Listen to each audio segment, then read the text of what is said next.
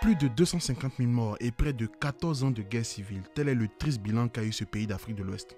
Il fut une époque sur le continent africain où le palais du Libéria ramenait inéluctablement à des images de terreur et d'apocalypse. Ce pays a malheureusement connu des troubles sociopolitiques importants. Un président assassiné par un commando militaire avec à sa tête un sergent qui deviendra lui-même président, qui va régner par la terreur. Mais 10 ans plus tard, ce dernier sera lui aussi arrêté, torturé et exécuté devant des caméras. La suite, on la connaît, le pays sera plongé dans 2 guerres civiles qui vont faire des centaines de milliers de morts avec des enfants soldats, des personnes décapitées, des personnes amputées. D'abord, ils m'ont coupé la main, puis ils ont découpé tout le bras avec un couteau. Ils l'ont coupé par petits bouts, en tranches, puis ils ont laissé pendre l'os.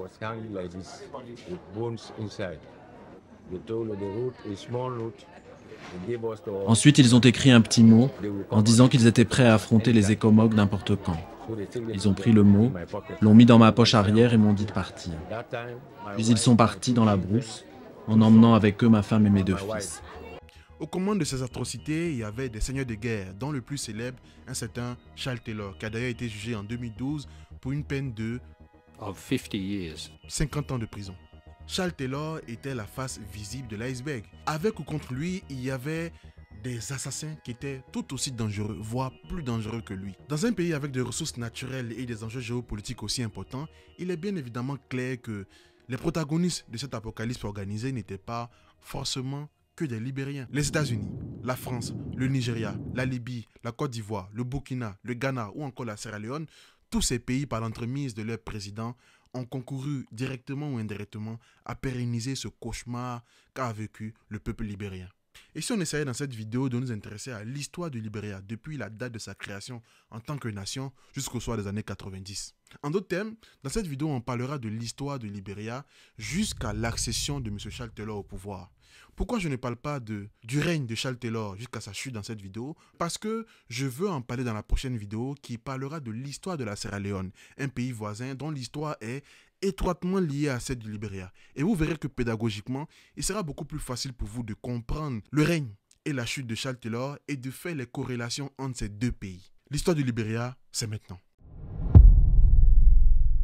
L'histoire du Libéria en tant que nation commence de l'autre côté de l'Atlantique, plus précisément aux États-Unis. Nous sommes au 19e siècle, la pratique de l'esclavage bat son plein. Toutefois, M. Thomas Jefferson, président des États-Unis depuis 1801, commence sérieusement à reprouver cette pratique. Attention, ce n'est pas par bienséance ou par charité exacerbée que M. Thomas Jefferson veut mettre fin à cette pratique. Il a lui-même été propriétaire d'esclaves auparavant. Le problème est que ce monsieur est le président des États-Unis et il estime, en tout cas de son prisme, que la pratique d'esclavage est enclin à déstabiliser son pays, à telle enseigne qu'il veut vraiment favoriser une immigration européenne. Mais M. Thomas Jefferson n'est pas déconnecté de la réalité. Il le fait parce qu'il a assisté à beaucoup d'événements qui peuvent paraître anodins, mais qui, mis bout à bout, sont vraiment des signaux alarmants. Et le cas d'Haïti en est l'exemple parfait. Le président américain voit à des milliers de kilomètres des États-Unis, à Saint-Domingue, l'actuel Haïti, des esclaves noirs qui vont mener une révolte sanglante contre leurs maîtres blancs, obtenant par la même occasion l'indépendance de leur île. Bien évidemment, c'est peu probable que ça arrive aux États-Unis, mais les insurrections d'esclaves ne sont pas inenvisageables, d'autant plus que dans cette même période, dans les années qui vont suivre, on a dénombré pas moins de 200 insurrections d'esclaves sur le territoire américain. Donc très clairement, le président Thomas Jefferson va commencer à inciter beaucoup d'organisations chrétiennes, beaucoup d'organisations abolitionnistes à vraiment faire pieds et mains pour mettre fin à l'esclavage. Ils n'y arriveront pas de cette façon, mais le projet sera beaucoup plus technique, il faut le dire. À cet effet, en 1817, plusieurs décennies avant la guerre de sécession, qui va d'ailleurs mettre fin à l'esclavage aux États-Unis, un pasteur du nom de Robert Finley va créer l'American Colonization Society, l'ACS en français. En fait, l'ACS était une entité philanthropique, de façon officielle. Mais le projet était beaucoup plus politique, il faut le dire. À travers leurs actions, ils visaient vraiment à inciter les Afro-Américains à réémigrer vers l'Afrique. Le projet étant de pousser les Noirs libres, affranchis, à retourner en Afrique pour ne pas qu'ils incitent les autres camarades à se rebeller ou à faire toute action qui pourrait vraiment gâcher leur business. Et il faut dire que le projet de l'ACS a été accueilli d'une façon assez mitigée. Il y a une bonne frange de la population qui appréciait parce qu'on s'est débarrassé enfin des Noirs et pouvaient aller en Afrique. Mais il y a également une frange de la population qui le voyait, qui le percevait mal parce que d'autres se disaient que c'était une façon de déplacer le problème. Donc, ça a été accueilli d'une façon très mitigée. Mais là, c'est arrivé à ses fins parce que tout cela aboutit à l'organisation d'une expédition avec des Blancs et des Noirs affranchis, direction l'Afrique de l'Ouest. Mais ce qu'il faut comprendre, c'est que ce projet, aussi loufoque qu'il puisse paraître, n'était pas le premier projet en la matière. La Grande-Bretagne, la couronne britannique avait fait pareillement en Sierra Leone. D'ailleurs, la Sierra Leone, comme je l'ai dit, on en parlera dans la prochaine vidéo. Le 9 mars 1820, l'expédition américaine accoste à Cherbourg Island, dans l'actuelle Sierra Leone. Il faut dire que ce voyage, de prime abord, était censé bien se passer. Malheureusement, pour eux, la réalité était tout autre. Les maladies tropicales, la malaria, ont décimé les passagers de cette expédition. Pire, c'est que les populations autochtones, qui n'étaient pas à leur première venue d'Occidentaux, ont été assez hostiles à leur venue. Parce qu'il faut comprendre que la Costa Pimenta, la côte de poivre en français, n'était pas sa première venue d'Occidentaux. Au XVe siècle, il y a eu les Portugais. Au XVIIe siècle, il y a eu les Néerlandais. Et plus tard, il y a eu les Anglais. Donc très clairement, tous ces facteurs-là ont fait que l'expédition a été, on va dire, grandement décimée. Mais les survivants en 1821 ont pu vraiment se diriger vers l'actuel Monrovia et ont pu faire l'acquisition de terres à l'embouchure du fleuve Saint-Paul. Thomas Jefferson n'est plus président depuis 1809, mais ce projet lui tient vraiment à cœur. Il va donc faire pieds et mains auprès du président James Monroe pour qu'il puisse appuyer ce fameux projet. Et très clairement, dès cet instant, les États-Unis vont mettre le paquet financièrement pour pouvoir créer vraiment une civilisation, construire une ville, mettre les infrastructures en place, créer vraiment ce qui peut s'apparenter vraiment aux prémices d'un pays. Et dans la foulée, on va assister à l'acquisition de nouvelles terres dans les environs et plus de 13 000 Afro-Américains vont débarquer sur l'île pour venir s'installer. Les Américains vont recréer une petite Amérique. La coutume, la langue, les habillements, même l'architecture, ce sera une Amérique en miniature qui sera créée là, qui va s'appeler le Libéria. La nouvelle nation du Libéria a fait ses premiers pas en trombe et obtient son indépendance en 1847, devenant par la même occasion la deuxième république noire après Haïti. Joseph Jenkins Robert, un noir américain né en Virginie et arrivé au Libéria en 1829, est élu président. Le drapeau et le régime présidentiel du Libéria sont théoriquement calqués sur ceux des États-Unis. Le nom de la capitale Monrovia est inspiré du nom du président James Monroe. Autant vous dire que c'est une petite Amérique qui a été reconstituée en Afrique. C'est bien beau tout ça, ce petit pays aux allures d'Amérique en pleine Afrique, mais il faut comprendre que derrière tout ça se cachaient des velléités très inquiétantes. En effet, le Libéria, tout fraîchement construit, est un pays qui, démographiquement et socialement, pose beaucoup de questionnements. Il faut savoir que 90%, plus de 90% de la population était constituée d'autochtones, de natifs. Et moins de 5% de la population était constituée d'Afro-Américains qu'on appelait les Congos. Et ces derniers vont avoir le pouvoir économique, le pouvoir politique, le pouvoir par la force, tout ce que vous voulez. Ils vont tenir le pays d'une main de fer. Et ils vont régner par la discrimination, l'ostracisation, la paupérisation. Vraiment, les autochtones seront relégués au rang les plus bas de la pyramide sociale. Ça, c'est très important. Mais le cas le plus tangible qui exprime vraiment la situation précaire dans laquelle vivaient les autochtones est que ils n'avaient pas le droit de vote. Il a fallu qu'ils attendent pratiquement 100 ans, soit plusieurs années après la Deuxième Guerre mondiale, pour pouvoir avoir le droit de vote. Et tout ce contexte rabaissant va créer chez eux un ressentiment, une haine qu'ils vont garder au fond d'eux. Et c'est très important pour la suite de la vidéo. À la tête du pays se succèdent exclusivement des présidents noirs venus des États-Unis. Ils vont avoir tous la même approche condescendante vis-à-vis des locaux. Le nouveau président William Tubman va d'ailleurs perpétuer ce système. Il va régner par la terreur. Il va d'ailleurs forcer à l'exil son principal opposant, le libérien autochtone Diduo Toué. William Tubman fera abroger la loi qui lui interdit de briguer un troisième mandat. Il échappe à un attentat en 1955 perpétré par un partisan de son rival politique, Edwin Barclay. Et dans la foulée, il fait exécuter son ancien ministre de l'Intérieur, David Coleman, et son fils, qu'il accuse d'être dans un complot contre lui. Il va régner comme ça jusqu'à sa mort en 1971. Et après son décès, il sera remplacé par un autre président appelé William Tolbert. William Tolbert va perpétuer encore ce système-là, ostracisant, discriminant vis-à-vis des autochtones. Mais ce qu'il faut comprendre, c'est que tout cet écosystème très rabaissant pour les autochtones sera à l'origine d'une accentuation des tensions entre les Congos, les Afro-Américains, et les autochtones, les natifs qui sont là depuis. Et ça va vraiment faire du Libéria une cocotte minute prête à exploser. Il faut juste l'étincelle qui va créer cette fameuse explosion. Et cette étincelle n'allait pas tarder à venir. En 1979, M. William Tolbert va prendre un certain nombre de décisions qui vont aboutir à l'augmentation du prix du riz. Il faut comprendre qu'on est en Afrique de l'Ouest. Le riz, c'est l'une des denrées les plus consommées, même pour les populations les moins bien nanties. Et pour une population qui est à 90% marginalisée, cette augmentation est vécue comme un coup de massue sur la tête.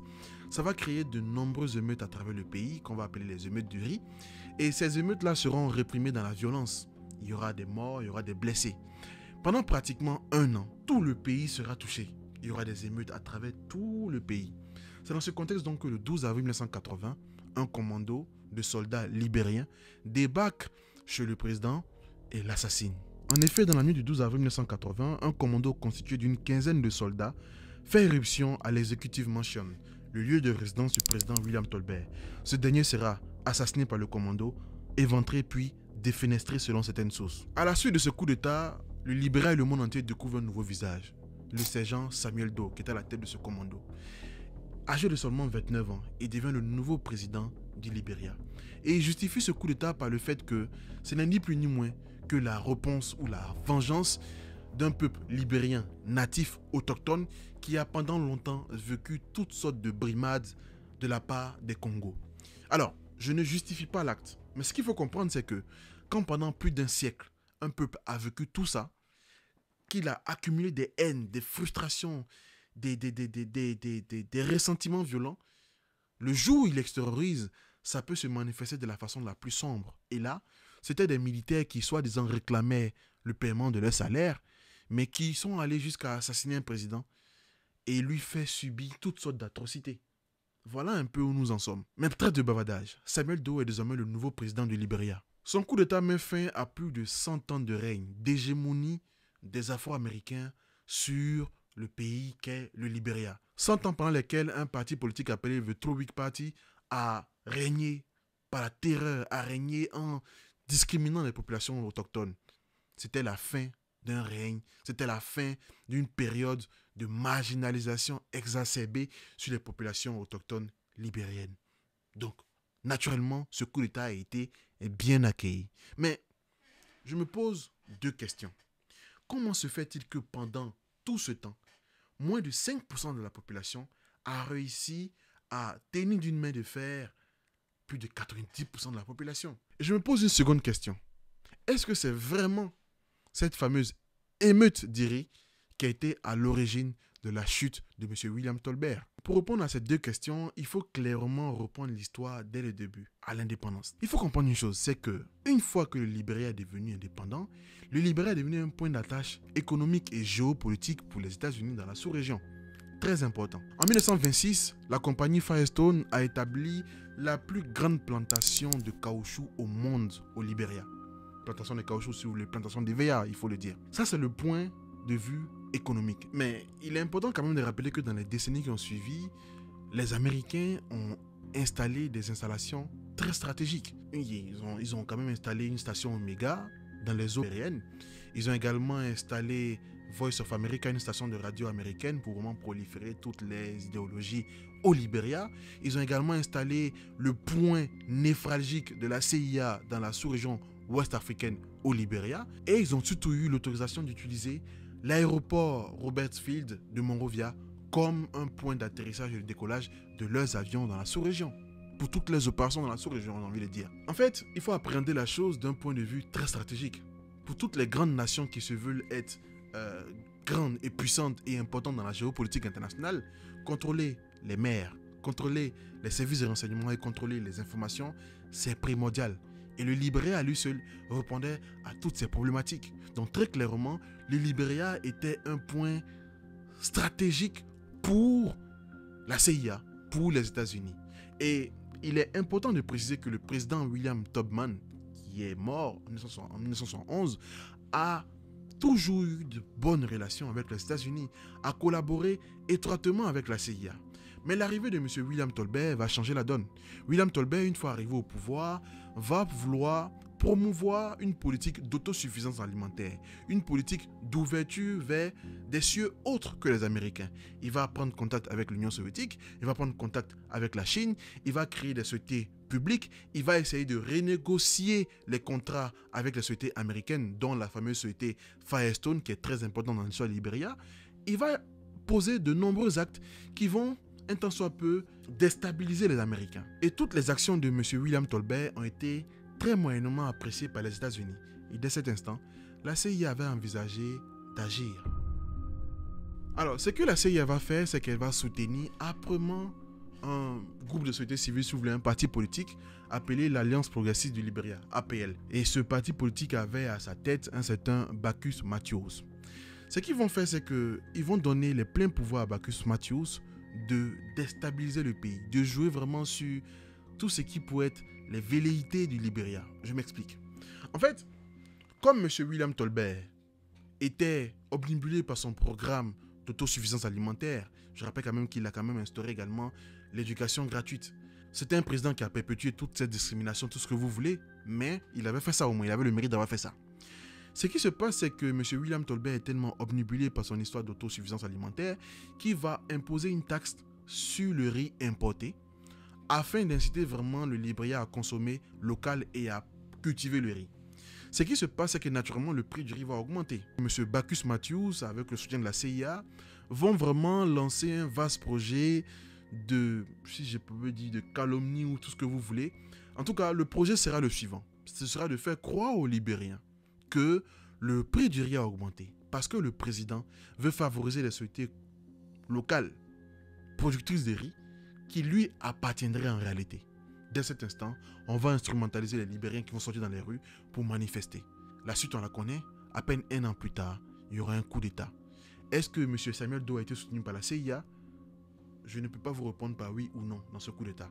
Mais ce qu'il est sûr, c'est que je pense que la suite des événements vous permettra de répondre par oui ou par non. Et vous me le direz en commentaire. Mais autre fait beaucoup plus troublant, c'est que à peine un mois avant son assassinat, M. William Tolbert voulait créer une sorte de consortium avec des pays producteurs de matières premières tels que la Guinée de M. Sékou Touré et le Sénégal de M. Léopold Sédar Senghor pour pouvoir vraiment créer un consortium de pays producteurs de matières premières afin que ces pays-là puissent eux-mêmes décider des prix auxquels ils vendent les matières premières et à qui ils les vendent. Un peu comme l'OPEP, l'Organisation des pays exploitateurs de pétrole. Et je pense que vous êtes assez intelligent pour faire le lien, pour comprendre que ce président dérangeait vraiment les États-Unis dans leur projet. La suite, on la connaît, il a été assassiné. En fait, M. Samuel Doe, une fois arrivé au pouvoir, va créer le CRP, la Commission de rédemption du peuple.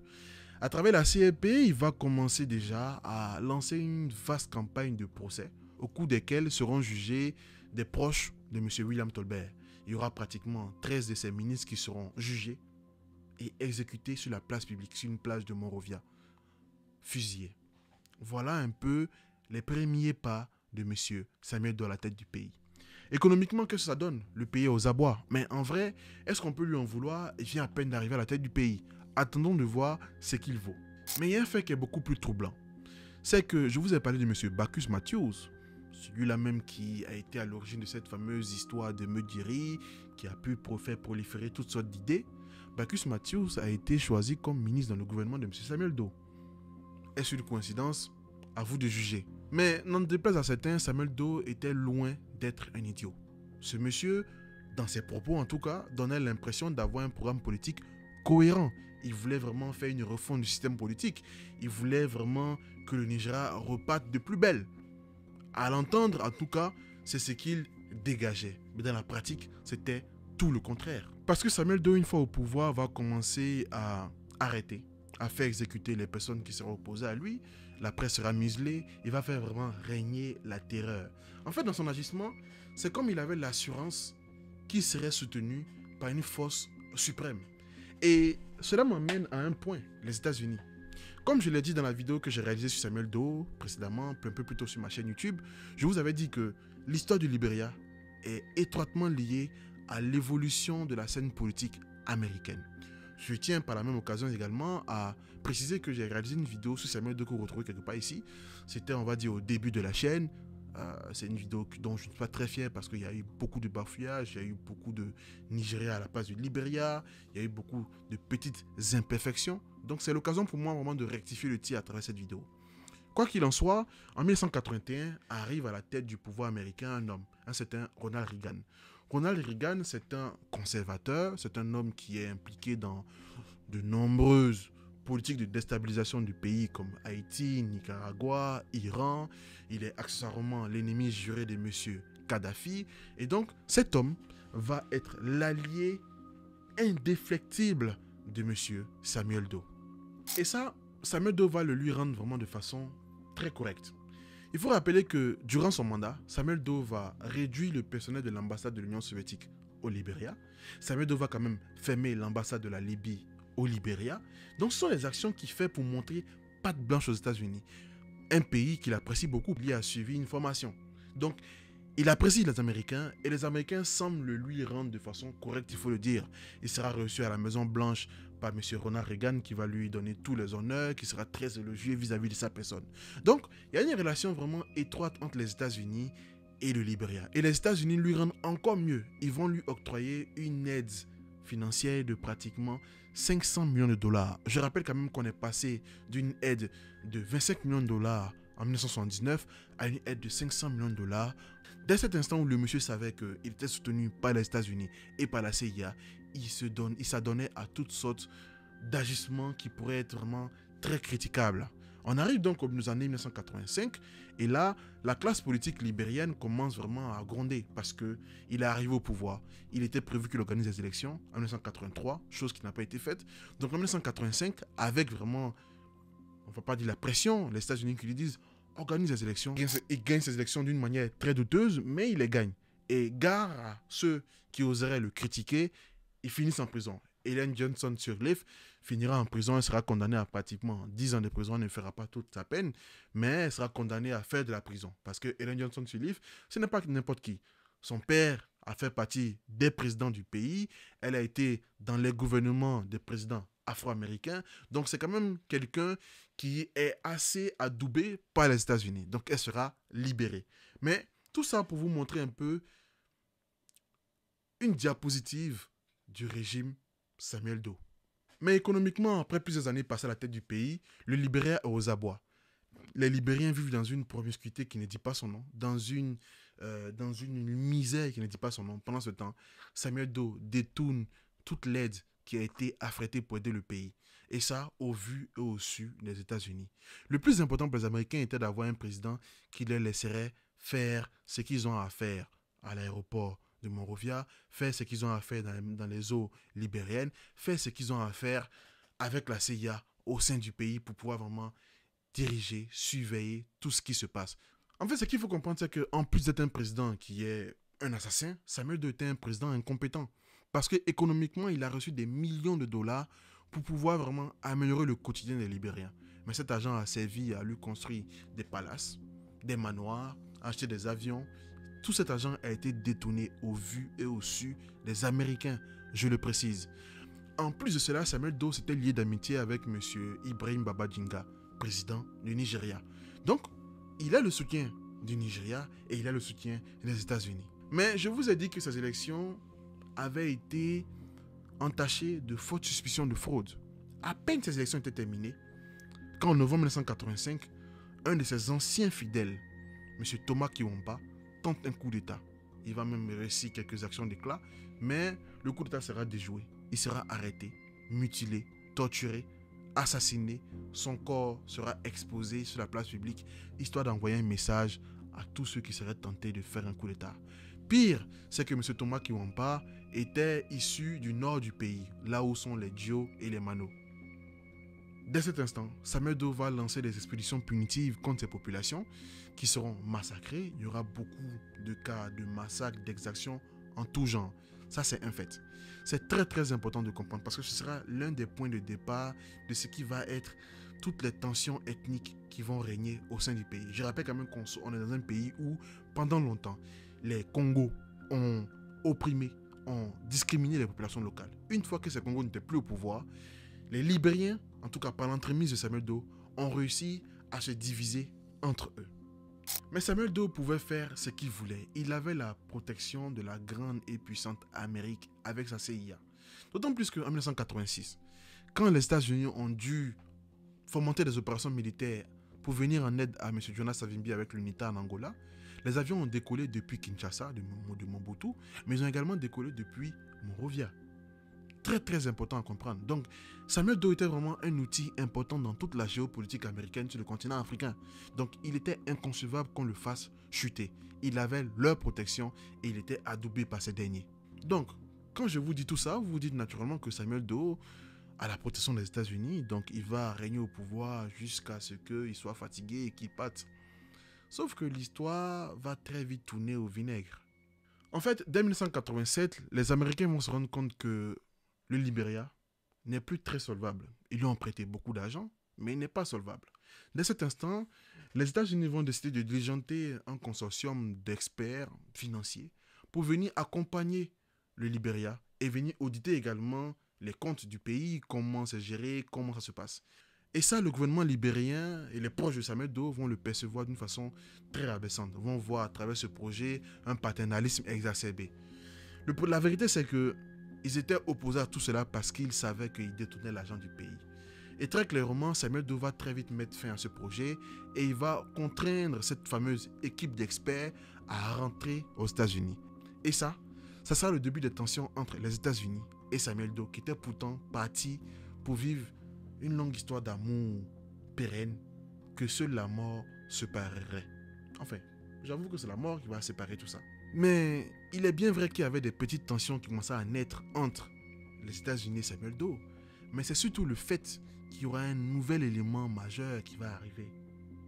En 1989, M. Ronald Reagan, président qui appréciait Samuel Doe, qui le chouchoutait de toute son âme, doit quitter le pouvoir.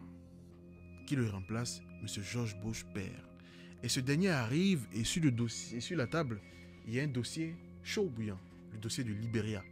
Mais il faut préciser que le Libéria, comme je l'ai dit, c'est un pays qui représentait beaucoup dans le programme, dans le projet géopolitique américain sur le continent africain.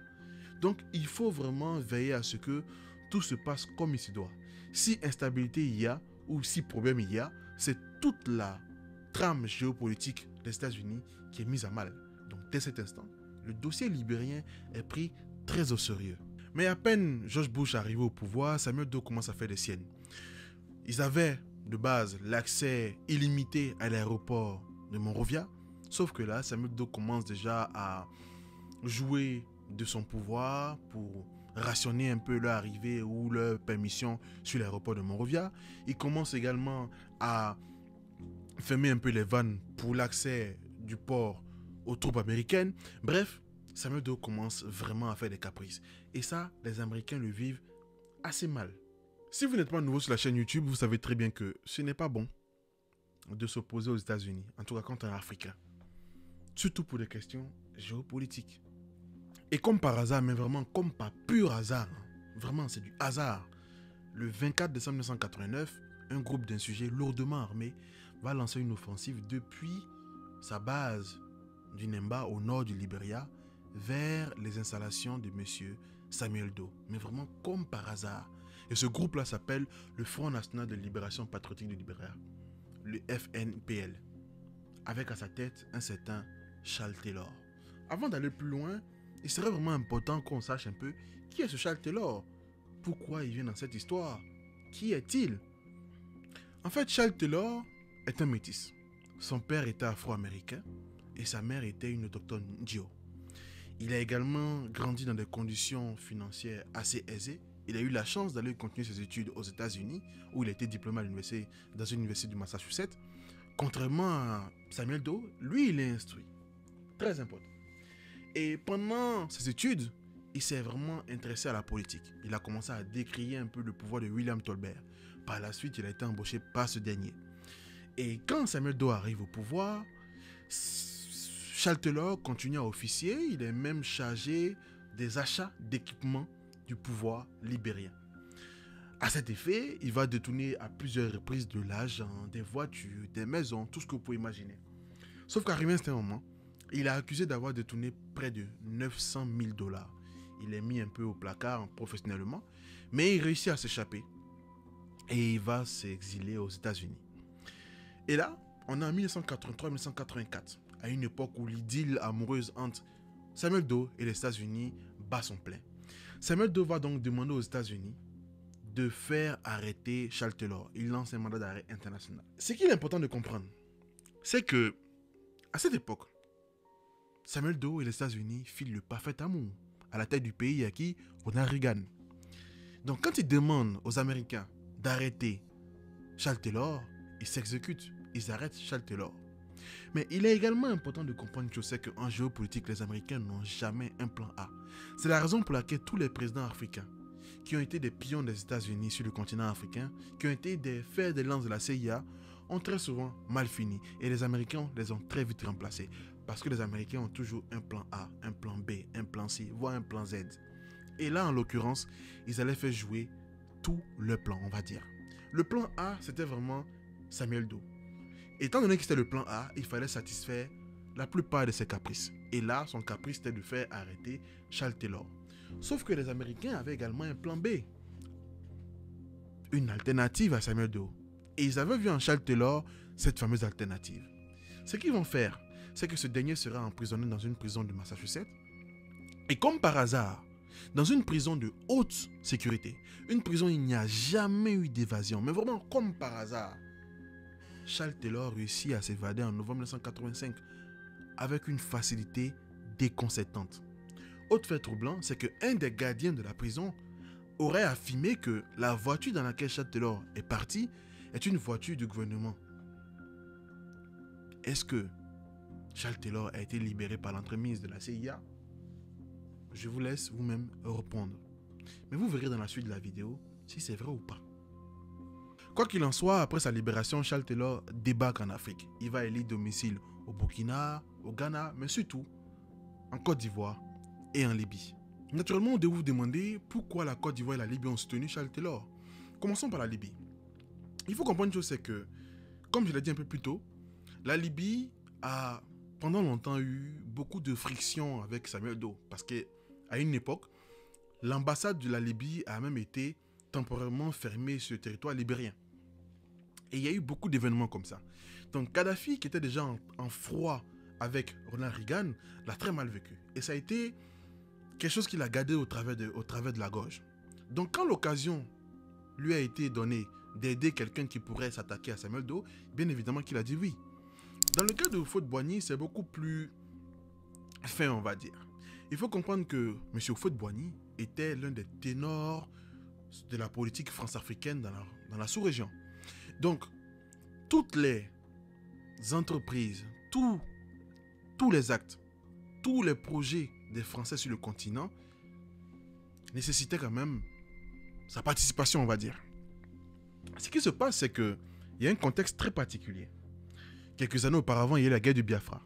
La France a voulu, par le biais de cette guerre, avec Jacques Foccart, tout ce que vous voulez, ont voulu quand même mettre leur grain de sel et briser un peu l'hégémonie anglo-saxonne dans cette région.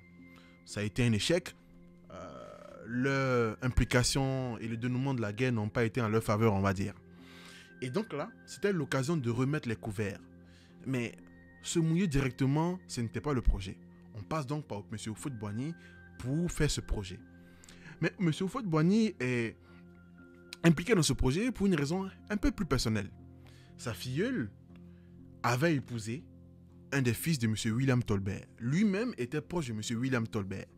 Donc quand M. William Tolbert est assassiné par Samuel Doe, bien évidemment qu'il garde une dent contre Samuel Doe. L'occasion lui a enfin présenté de pouvoir se venger. Donc Charles Taylor vient et il a deux soutiens et non des moindres dans son projet.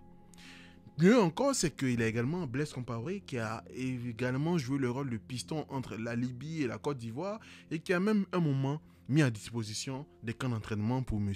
Charles Taylor. Donc autant vous dire que Charles Taylor vient avec des arguments très sérieux pour en finir avec M. Samuel Doe. Et il ne manque pas d'occasion pour le dire. Le 24 décembre 1989, le NPFL va lancer son offensive. Et ce qu'il faut comprendre, c'est que Charles Taylor va jouer sur les tensions ethniques pour engranger des soldats, pour étoffer ses troupes. Ce qui se passe, c'est que, comme je vous l'ai dit, M. Samuel Doe s'est rendu coupable d'exactions, de crimes contre les populations Dio et Mano qui sont dans le nord du pays. Charles Taylor, quand il vient, il joue sur cette tension et il n'aura pas de difficulté à recruter des Dio et des Mano dans ses troupes. Il va également recruter des enfants que vous verrez souvent avec des perruques, des robes, portant des noms de Jack Bauer, d'Agent Collins et toutes sortes de héros américains, on va dire. J'ai pas trouvé d'explication réelle et tangible à ces accoutrements, mais semble-t-il que ce sont des accoutrements qui auraient des consonances mystiques et qui auraient pour vocation de les protéger contre la mort. Je suis putain, franchement, si vous avez des significations, n'hésitez pas. Donc voilà un peu l'histoire. Donc Charles Taylor vient et il n'aura pas de difficulté à recruter. Il y a des populations qui ont vécu des exactions de la part du pouvoir d'eau et qui sont prêtes à soutenir Charles Taylor si elles peuvent se venger si l'occasion leur est donnée. Donc Charles Taylor joue sur toute cette tension-là et n'aura pas de difficulté à créer vraiment une armée, une machine à tuer qui va prendre direction Monrovia pour arracher le pouvoir à monsieur Samuel Doe. Mais avant d'aller plus loin, il faut comprendre que la situation allait se corser encore. C'est vrai que M. Charles Taylor était à la tête du NPFL, mais ce n'est pas lui qui a créé le parti. Le parti a été créé bien avant lui, pendant qu'il cherchait encore à s'évader ou à rejoindre encore le Libéria. Très important. Ce qui se passe, c'est qu'on a choisi Charles Taylor comme le visage du parti, comme le leader du parti, parce qu'il était le plus instruit. Il était celui qui avait le plus voyagé et il avait un bon carnet d'adresse. Donc très clairement, c'est lui qu'on a choisi. Mais très vite vont naître des dissensions entre lui et un certain Prince Johnson. Ces dissensions vont aboutir à la division de ce parti-là, à la division de ce mouvement, le NPFL. Il y aura le NPFL de Charles Taylor et il y aura le INPFL de M. Prince Johnson, le NPFL indépendant. Ce sera une fraction armée beaucoup moins organisée, beaucoup moins nombreuse, avec beaucoup moins de soutien, il faut le dire. Donc Charles Taylor, faute de son armée, faute de ses hommes harangués, faute de ses troupes vraiment motivées, va commencer à gagner du terrain jusqu'à avoir plus de 70% du territoire sous son emprise. Mais Monrovia résiste. Mais Monrovia, ce n'est qu'une question d'heure. Et très clairement, vu la puissance de feu qu'il a, ce n'est qu'une question de temps pour qu'il prenne la capitale. Ce qui se passe, c'est que Samuel Doe est vraiment fébrile. Il continue à perpétuer les massacres contre les Dio et les Mano. Je rappelle également que Charles Taylor, quand il avance avec ses troupes, il n'est pas forcément opposé au fait que ses troupes Dio et Mano fassent des massacres à l'encontre des crânes ethniques de M. Samuel Doe ou à l'encontre des Mandingues, un groupe ethnique qui vient pour la plupart de Guinée, mais qui est, on va dire, proche du pouvoir de Samuel Doe. Donc vous avez de chaque côté des meurtriers en puissance qui n'hésitent pas à massacrer, à violer et à tuer juste pour assouvir leur soif d'ego surdimensionné ou leur soif de vengeance. Voilà le contexte. En fait, on a une période où il y a des affrontements meurtriers, où vous avez les troupes du NPFL qui veulent absolument prendre Monrovia, et pendant ce temps, de chaque côté, on commet des meurtres et des assassinats d'une atrocité inexplicable. Vous avez les troupes de M. Samuel Doe qui n'hésitent pas à massacrer les Dio et les Mano parce qu'ils estiment que ce sont des populations qui sont proches de M. Thomas Kiwampa, celui qui a tenté de renverser M. Samuel Doe, et ce sont des populations qui sont également proches de M. Charles Taylor. Donc, ils n'hésitent pas vraiment à les massacrer. L'un des exemples les plus palpables, c'est le massacre de l'église de Saint-Pierre à Monrovia. C'est une église luthérienne dans laquelle se sont réfugiés pratiquement 2000 personnes, dont des femmes et des enfants. Les militaires de Samuel Doe sont rentrés et ont massacré ces derniers. On parle d'environ 600 morts. Et je me rappelle quand j'ai fait la vidéo sur Samuel Doe, il y a quelqu'un qui a venu me dire en commentaire que non, ce ne sont pas les troupes de Samuel Doe, sauf qu'il y a eu un procès, on a accusé, on a même donné le nom de la personne qui était à la tête de cette troupe, c'était un certain Moses Thomas, un des proches de Samuel Doe. Bref, de l'autre côté, vous avez également les troupes de Charles Taylor qui n'hésitent pas à massacrer des populations qui seraient potentiellement des crânes ethniques de M. Samuel Doe ou des Mandingues, ethnies, on va dire, proches de la doctrine politique de M. Samuel Doe. Donc on est en train de massacrer des civils sur des prétextes ethniques. D'autant plus que le NPFL n'est en aucun cas un parti qui est venu pour des revendications ethniques ou pour des revendications sociales.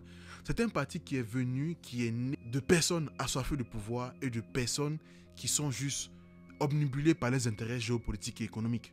Voilà la situation. Le peuple libérien payait cher.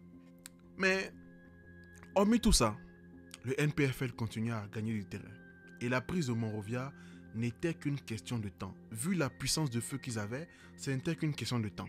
Mais un peu comme dans une série américaine où il y a beaucoup de rebondissements, alors qu'on se dit que le NPFL va prendre Monrovia et ce n'est qu'une question de temps, un acteur majeur allait faire son entrée dans ce conflit. Et croyez-moi, ça allait rebattre les cartes. Le Nigeria est un pays très important en Afrique de l'Ouest. Nous qui sommes francophones, on a l'habitude de penser que dans la géopolitique de l'Afrique de l'Ouest, la Côte d'Ivoire occupe une place importante parce qu'elle a toujours été au carrefour de tout ce qui est France-Afrique. Mais le Nigeria, d'un point de vue politique, d'un point de vue militaire, occupe un rang très important. Je le précise, parce que déjà en termes d'armée, c'est l'une des armées les plus étoffées du continent. Ça, c'est très important. En termes de politique, dans toutes les organisations OUA, CEDEAO, c'est un pays qui a son mot à dire. Donc, le Nigeria allait mettre son grain d'essai dans ce conflit. Et croyez-moi, ça allait rebattre les cartes, mais vraiment comme jamais. Mettons les choses en contexte. Vous avez un pays comme le Nigeria qui n'a pas forcément bien vécu l'implication de la France et le dénouement dans ce qui a été appelé la guerre du Biafra. En tout cas, une bonne partie de la classe politique nigériane. Ok?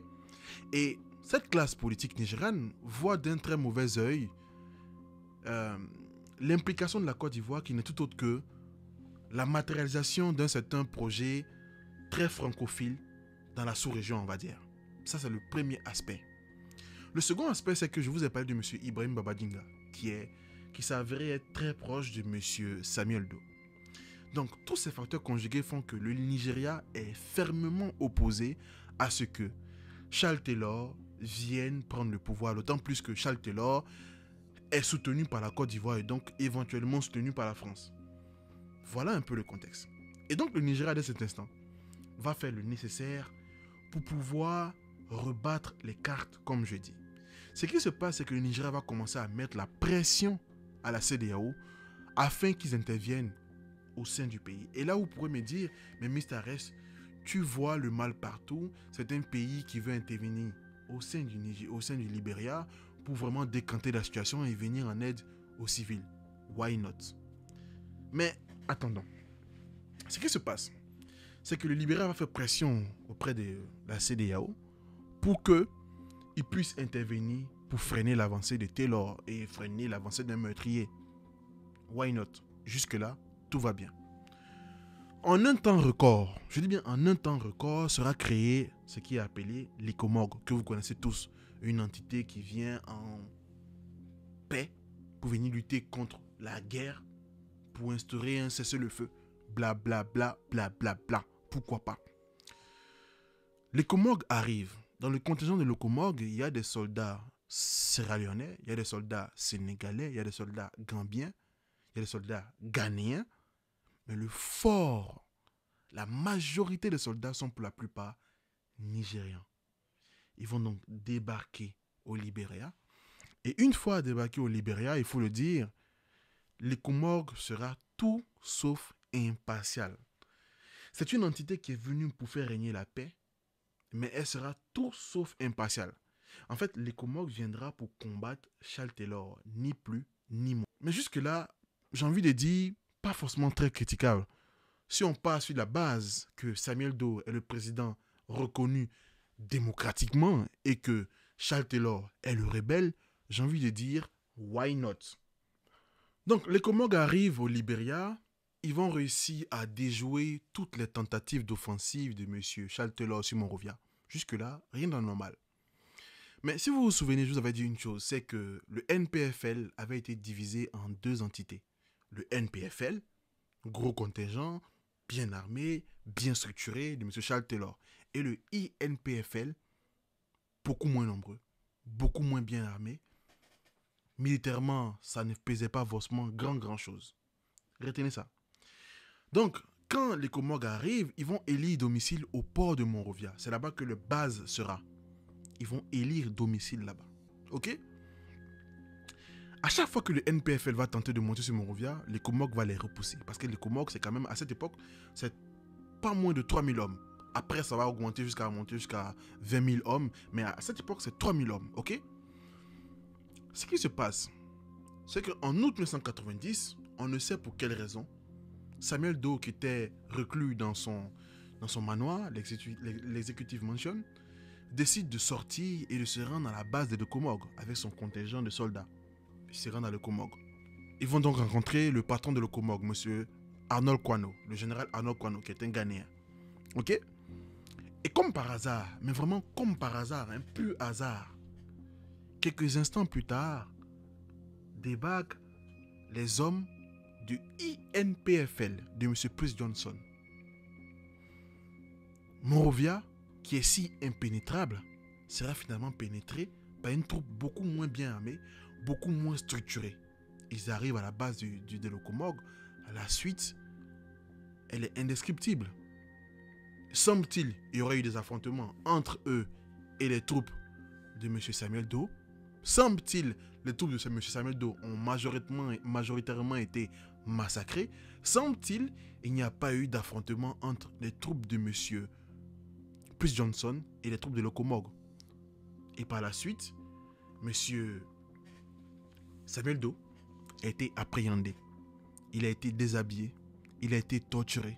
Son oreille coupée. Son organe génital pressé par les bottes d'un soldat. Il aura également des doigts de pied. Bref, il sera mutilé, torturé, devant M. Prince Johnson en train de siroter sa bière avant d'être abattu d'une balle dans la tête. Sa dépouille mortelle sera déshabillée et déposée dans la rue, histoire de montrer aux Libériens que M. Samuel Doe est mort. Je parle quand même de Locomog, une entité surarmée, suréquipée, au parfum de tout ce qui peut être sophistication militaire, qui était informé de ce qui se passait dans Monrovia. Comme par hasard, les gens de Prince Johnson ont débarqué, n'ont pas eu d'affrontement avec eux, ont massacré les hommes de Samuel Doe et sont rentrés, ont pris Samuel Doe pour l'assassiner. Comme par hasard. Donc, Samuel Doe, qui est arrivé au pouvoir en faisant, semble-t-il, assassiner, éventrer et défenestrer un homme, en faisant assassiner M. Thomas Kiwampa, mutilé, déshabillé, assassiné et exposé dans la rue, a connu le même sort. Il a été torturé, mutilé, exécuté, déshabillé et exposé dans la rue également. Samuel Doe est mort. Et c'est là que vous allez voir qu'après son décès, vont commencer toutes sortes de manèges géopolitiques assez malsains, il faut le dire, aux manettes, le Nigeria. Le général ghanéen Arnold Quano est remplacé par le Nigérian Joshua Dongoyaro. Il faut dire que le général Joshua Dongoyaro est un général qui, au Nigeria, n'a pas des images les plus lisses en fait, il faut le dire. Si vous avez le temps, allez voir, tapez juste son nom et vous verrez que, point général, il est impliqué dans des histoires quelque peu sombres, il faut le dire. C'est ce profil-là qu'on a envoyé au Libéria pour soi-disant rétablir la paix. Parce que quand le Locomog arrive, ils vont s'associer aux AFL, les troupes libériennes légales, on va dire, l'armée libérienne légale. Jusque-là, rien d'anormal. Ils vont s'associer au INPFL de M. Prince Johnson pour lancer des offensives contre les troupes de Charles Taylor. Ça ne me dérange pas qu'on fasse la guerre à Charles Taylor parce que c'est un criminel. Ce qui me dérange, c'est qu'on veuille combattre un méchant en s'aidant d'autres méchants. Pour des gens qui sont censés être neutres, ça pose à un sérieux questionnement. Est-ce que les Locomog étaient vraiment neutres dans ce conflit? La réponse est bien évidemment non. Ok? Mais ce n'est pas fini. Une fois que les troupes de Charles Taylor ont été repoussées, avec le Locomog aux manettes, sera formé un gouvernement par intérim le 22 novembre 1990, avec à sa tête un certain Amos Sawyer. Charles Taylor de son côté va établir un gouvernement sous l'appellation de National Patriotic Reconstruction Assembly Government, le NPRAG. En fait, ce qu'il faut comprendre, c'est que le Libéria est très vite devenu un terrain déporté pour un conflit entre, d'un côté, la Libye et la Côte d'Ivoire, et de l'autre côté, le Nigeria et le Ghana. Et là, naturellement, vous devez vous dire, mais qu'en est-il des États-Unis dans tout ça? Surtout que depuis le début de la vidéo, ils semblent être aux manettes. Qu'en est-il de tout ça? En fait, premier point, c'est que rien n'est dit que derrière les agissements du Nigeria, il n'y avait pas les États-Unis. Parce que M. Ibrahim Babangida n'est ni plus ni moins qu'un fidèle protégé de la CIA. C'est un point. Second point, les États-Unis ont officiellement donné l'impression de se désintéresser du Libéria. Ils ont démantelé la station Omega et ils l'ont déplacée au Mozambique. La station de Voice of America de Libéria a été fermée. Il restait seulement les agents de la CIA, parce qu'il faut quand même préciser que la plus grosse ambassade des États-Unis dans la sous-région à cette époque avait été construite au Libéria. Je ne sais pas si ça a changé, mais elle avait été construite au Libéria. Et cette ambassade abritait de nombreux agents de la CIA. Très important de le dire, ok?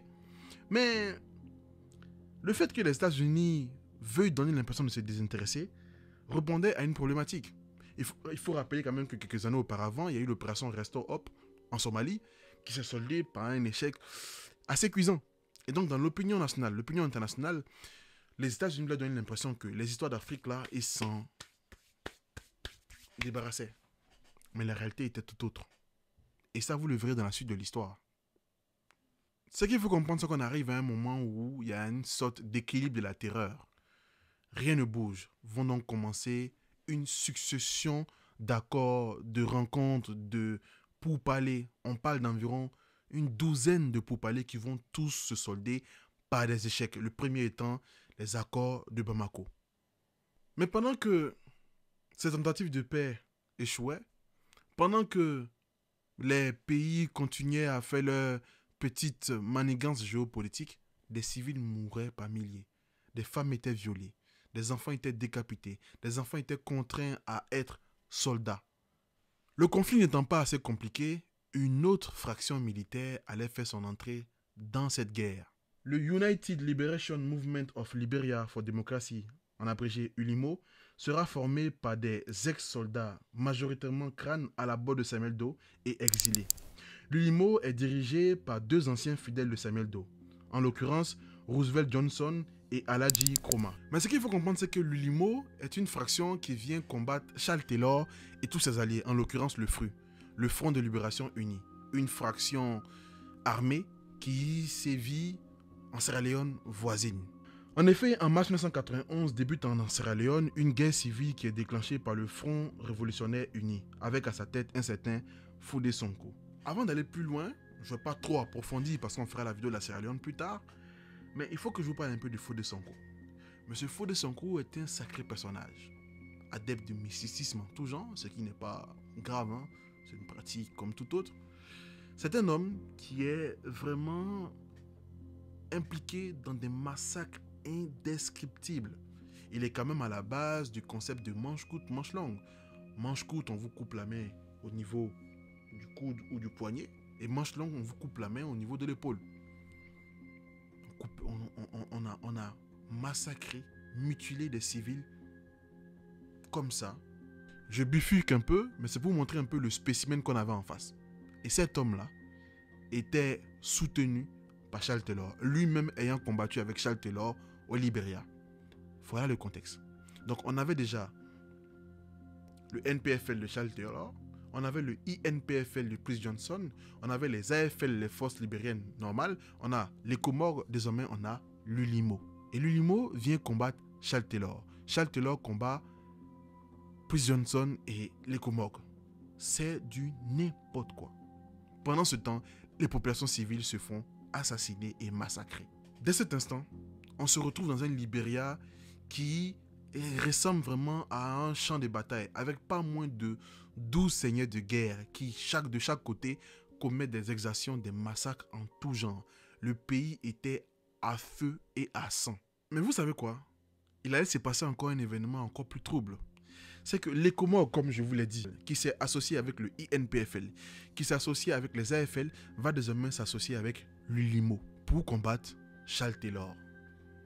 On est quand même en train de s'associer avec des factions meurtrières pour combattre un meurtrier.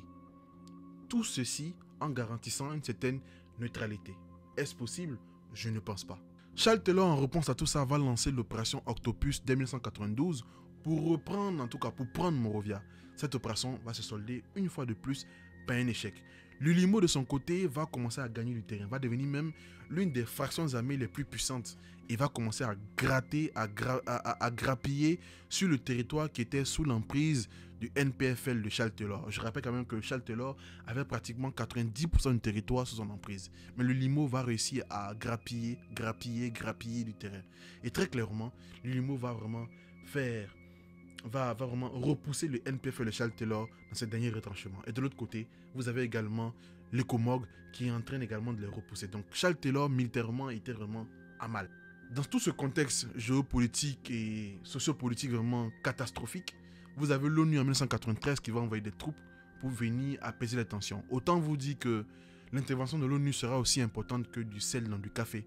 Ils ne feront absolument rien, à part de la figuration. Dans le même temps, l'Ulimo se divise définitivement en mars 1994 entre sa branche crâne dirigée par Roosevelt Johnson, qui va s'appeler l'Ulimo J, et sa branche Mandingue, commandée par Aladji Kroma, l'Ulimo K.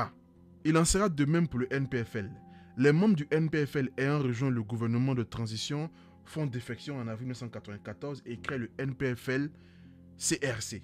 Ce morcellement du NPFL va encore pousser Charles Taylor dans ses derniers retranchements. Donc vous comprenez qu'on se retrouve dans une situation où on a le NPFL, le INPFL, on a l'ECOMOG, on a l'AFL, on a l'Ulimo J, on a l'Ulimo K, on a désormais le NPFL CRC. Chacun veut sa part du gâteau. Les Libériens sont coincés entre des fractions armées qui, de chaque côté, commettent des exagérations, assassinent, violent en tout genre. Pour pousser vraiment au paroxysme la partialité de l'ECOMOG, c'est qu'ils vont mettre sous embargo une certaine frange du territoire libérien, notamment le Taylorland, qu'on appelait Taylorland. Toute la région sous domination de Taylor sera sous sanction, sous un embargo. Alors que les autres territoires qui sont sous le contrôle de l'Ulimo, de INPFL et d'autres fractions en tout genre seront exonérés en tout cas de cet embargo. Cela vous montre un peu la position de l'ECOMOG dans ce conflit. Mais Charles Taylor est certes mal militairement, mais économiquement, il se fait vraiment, comment dire, des COUI2LES en or, très clairement. Parce que, étant donné qu'il contrôle une bonne partie du territoire, il va se faire de l'argent dans l'exportation de bois. Je rappelle quand même que l'exportation de bois se fait avec des entreprises occidentales qui achètent du bois tout en sachant que c'est du bois qui vient de la contrebande. En 1991, plus de 68% des grumes sortant du Taylorland étaient expédiés vers la France. On retrouve également des entreprises françaises qui sont impliquées dans l'exploitation des minerais de fer du Mont Nimba, très clairement. Taylor s'est aussi enrichi grâce au caoutchouc, parce que très clairement, il a signé des accords avec Firestone ou Bridgestone ou tout ce que vous voulez, parce que ces entreprises voulaient continuer à exploiter leurs richesses. Ils s'en foutaient que les gens meurent ou pas. Parce que la plus grosse plantation de caoutchouc au monde entier était au Libéria, dans la ville d'Arbel. Et très clairement, ces entreprises ont signé des accords assez opaques avec les troupes de Charles Taylor. Elles fournissaient nourriture, carburant, argent aux troupes de Charles Taylor. En échange, ces derniers devraient fermer les yeux sur leur exploitation des plantations. Mais ce n'est pas tout, hein. On le verra d'ailleurs dans la vidéo de la Sierra Leone. Charles Taylor va donner armes et soutien logistique à Fodé Sonko. En échange, Fodé Sonko, qui avait également une bonne partie du territoire sierra-léonais sous sa coupole, et notamment des mines de diamants, va lui procurer toutes sortes de diamants en tout genre. Donc on tue, on décapite, on mutile des gens, mais derrière tout ça, on fait des petites transactions, on s'enrichit. Je rappelle quand même que on a découvert des comptes bancaires de M. Charles Taylor en Suisse ou à Monaco, là, avec pratiquement 3 milliards de dollars. On a vu dans cela le fait que Charles Taylor avait donné carte blanche à ses soldats, ses enfants soldats, de se payer par eux-mêmes. Donc kidnapping, braquage, vol à main armée, il s'adonnait à cœur joie. Tout ça au vu au su des instances internationales, tant que leurs intérêts géopolitiques étaient satisfaits. Mais attention, il n'est pas question ici d'accuser des instances internationales. Le sujet ici, c'est que ce sont les Africains qui s'entretuaient parce que obnubilés par le pouvoir et les intérêts économiques. Mais cette histoire devient encore plus sadique quand on apprend que même l'aide internationale, les ONG qui percevaient de l'argent pour pouvoir aider les pauvres personnes victimes d'exactions, ces instances internationales étaient soumises à des impôts. Les aides qui provenaient de l'international étaient ponctionnées. Les fractions militaires souvent même s'accaparaient de toute l'aide qui était venue au sein du pays. Voilà où nous en sommes en fait. Pendant que des populations essaient de survivre, on les massacre, on les tue, on les viole. Quand on envoie de l'aide pour elles, les fractions militaires les récupèrent. En 1995-96, Charles Taylor essaye une fois de plus de reprendre Monrovia. Il échouera. D'autant plus que M. Félix Houphouët-Boigny n'est plus. Et ça va changer vraiment la donne de ce conflit. M. Félix Houphouët-Boigny n'est plus. C'est un des gros soutiens de Charles Taylor qui n'est plus. Le président suivant va continuer à soutenir Charles Taylor, mais dans une très moindre mesure. Et le président d'après, encore moins.